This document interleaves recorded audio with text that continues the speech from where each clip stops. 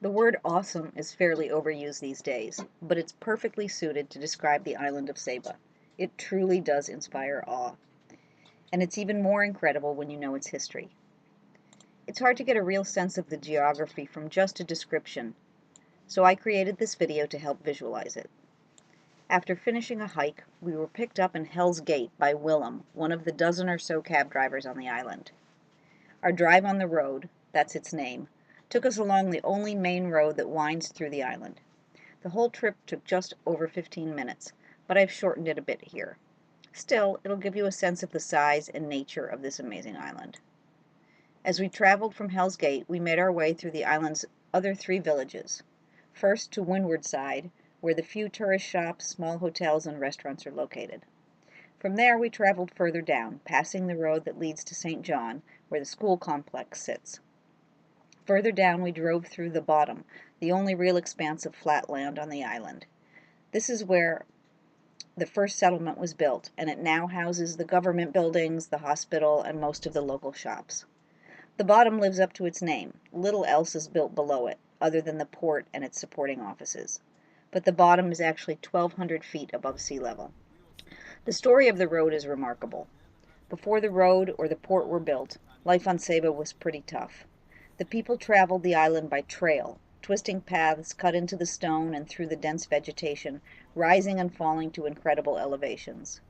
Goods were transported mostly by hand and sometimes by donkey. The latter, a steep staircase of 400 steps, was cut into a cliff face to give access from the sea. Boats came perilously close to the rocky shore, while men stood waist-deep in crashing waves to offload goods. Then came the climb up the ladder steps and the grueling trek along the paths to deliver their supplies. Everything was delivered this way, including a piano and a visiting monarch.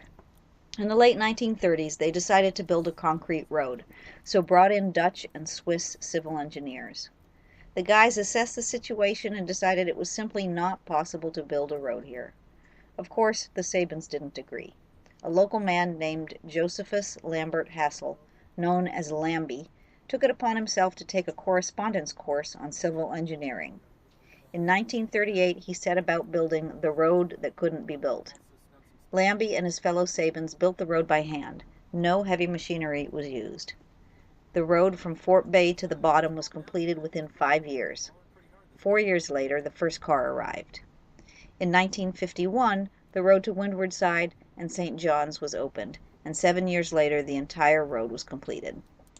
It's somewhat nerve-wracking to travel on this road, but Saban drivers inspire confidence. Everyone here drives slowly and carefully.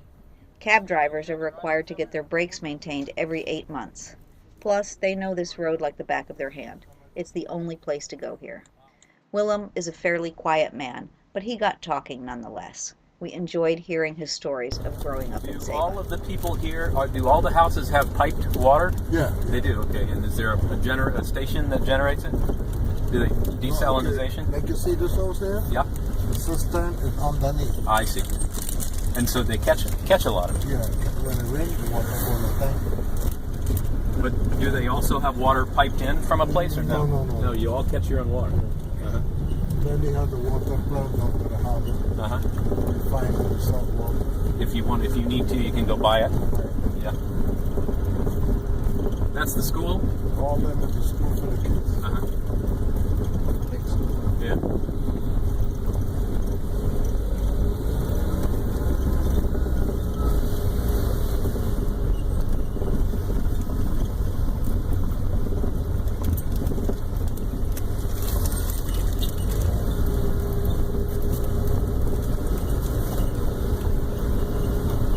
Tell you about a whale? Yeah? Oh, look at that. Yeah, you see it, guys? Oh, yeah. Whale Nice. shape? Yeah, that's funny. That's great.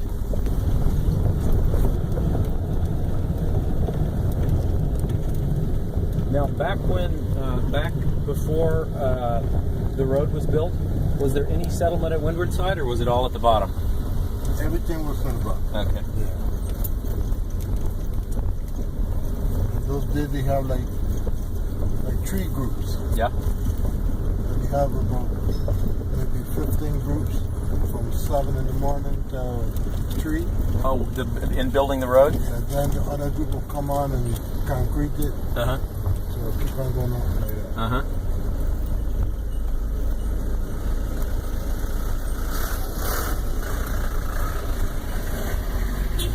My dad and two other guys had to roll a boat to go to station, pick up the doctor, bring him down, and carry him back up. Wow. Yeah, and they didn't have a doctor. Only one station. Well, so your dad and another guy rowed a boat all the way to station. That's like what, 10 miles? 18 miles. Wow. Then they had a little piece of sail. The wind will help them. Yeah, coming back and wind, but usually going up there you have to row, right? Yeah, he must have had some big arms. And when he bring up a load from the harbor to Hell's Gate, Yeah. he stand up wrestling with a load on his head. Yeah. Yeah. Yeah, guys must have been strong back then. Yeah. And those days they used to eat a lot of ground food. A lot of what? Ground food, What does that mean? like breadfruit and Oh, uh-huh. sweet potato. They had their own little farm. Oh, I see. Yeah. Everybody grew their own. Yeah. Probably eat some good, shoot some goat for meat. Yeah, go fishing. Yeah. Yeah.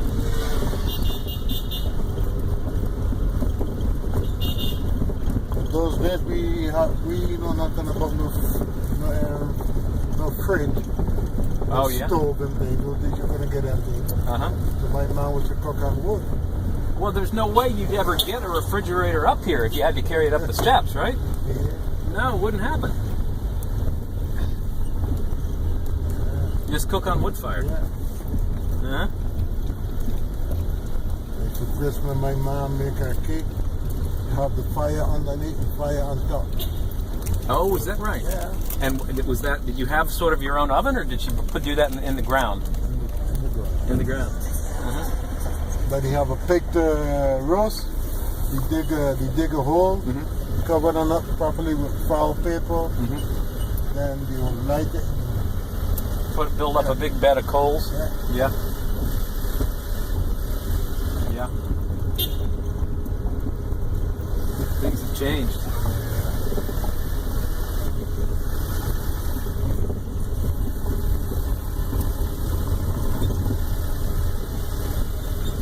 Oh, it's still a friendly place, isn't it?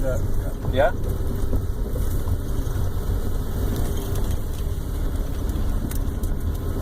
But somebody was telling me that a lot of people are starting to move here from Aruba or Bonaire. We got a lot of from Holland also. From Holland. Coming over. Uh-huh. Curacao, Bonaire. Uh-huh. I mean, if everybody was to come back, the locals was to come back home, Yeah. then we get problems. It'd be too crowded. Yeah. You mean so if all the locals that moved away were to come back? Then you get problems because you don't have nowhere for them to live, Yeah. no work. No work, yeah. So a lot of people have moved away. Where did they move to? Other Dutch islands? Curacao, Aruba, Uh-huh. Holland, the States, St. Martin. St. Martin, Statia, Bermuda, Antigua, Uh-huh. all over. Yeah.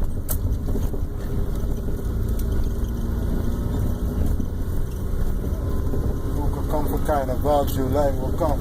Yeah. Yeah.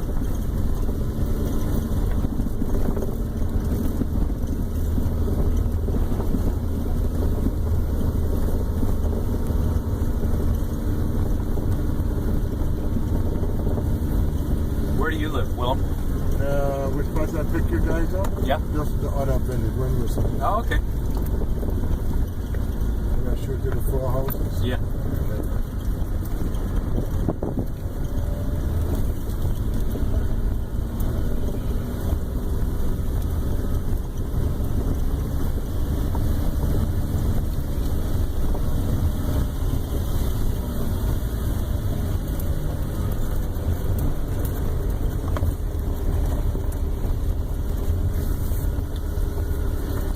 Here I was, when I was about 8 to 7 years, I had to come here with gravels, Oh, hammer, Uh-huh. so To we you can mean mix them in the cement. to break rock into gravel. What? That's hard work. Yeah. In those days you could buy anything with a gilder. Really? Yeah, things are more cheaper. Uh-huh. You can go by the shop, you buy 5-cent sugar. Yeah. Yeah. Yeah. A lot more expensive.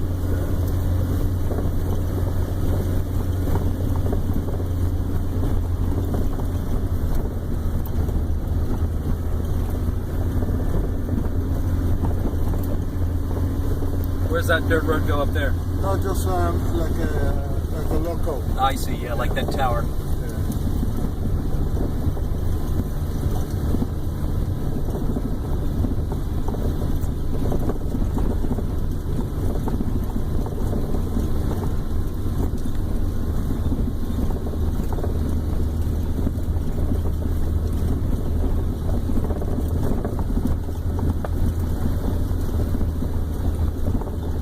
Kid in the street. Yeah, looking for water. All of them are dying now.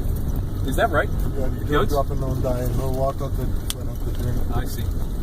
The owner don't want to put no water for them. There are a lot of goats on this side. Yeah.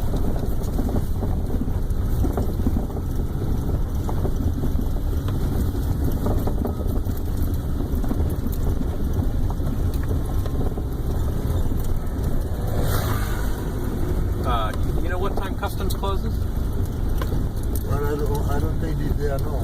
Okay. Oh, what's the time? Is it 5:30 or so? Yeah, that's it. Yeah, they are not.